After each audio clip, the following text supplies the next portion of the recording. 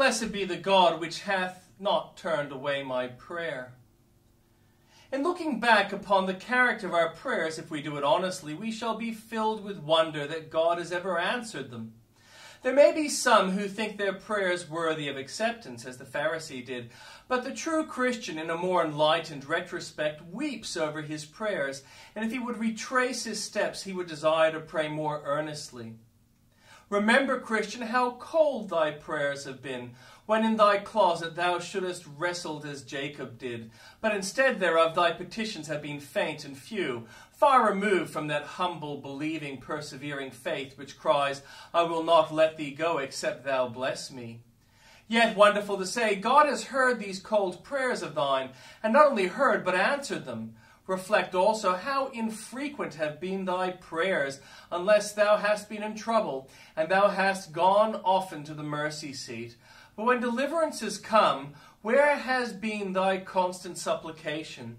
Yet, notwithstanding, thou hast ceased to pray as once thou didst. God has not ceased to bless. When thou hast neglected the mercy seat, God has not deserted it, but the bright light of the Shekinah has always been visible between the wings of the cherubim.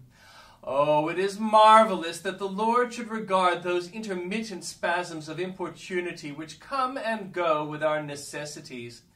What a God is he thus to hear the prayers of those who come to him when they have pressing wants, but neglect him when they have received a mercy, who approach him when they are forced to come, but who almost forget to address him when mercies are plentiful and sorrows are few.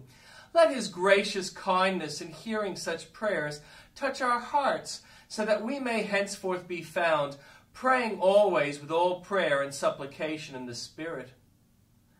Only let your conversation be as it becometh the gospel of Christ. The word conversation does not merely mean our talk and converse with one another, but the whole course of our life and behavior in the world. The Greek word signifies the actions and the privileges of citizenship, and thus we are commended to let our actions, as citizens of the New Jerusalem, be such as becometh the gospel of Christ. What sort of conversation is this? In the first place, the gospel is very simple. So Christians should be simple and plain in their habits. There should be about our manner, our speech, our dress, our whole behavior, that simplicity, which is the very soul of beauty. The gospel is preeminently true. It is gold without dross, and the Christian's life will be lusterless and valueless without the jewel of truth. The gospel is a very fearless gospel. It boldly proclaims the truth, whether men like it or not. We must be equally faithful and unflinching. But the gospel is also very gentle. Mark this spirit in its founder. A bruised reed he will not break. Some professors are sharper than a thorn hedge. Such men are not like Jesus. Let us seek to win others by the gentleness of our words and acts. The gospel is very loving. It is the message of the God of love to a lost and fallen race. Christ's last command to his disciples was, love one another, for more real, hearty union, and love to all the saints, for more tender compassion towards the souls of the worst and vilest of men. We must not forget that the gospel of Christ is holy.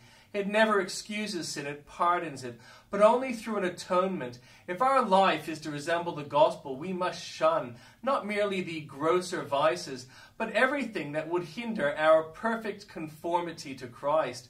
For his sake, for our own sakes, and for the sake of others, we must strive day by day to let our conversation be more in accordance with his gospel.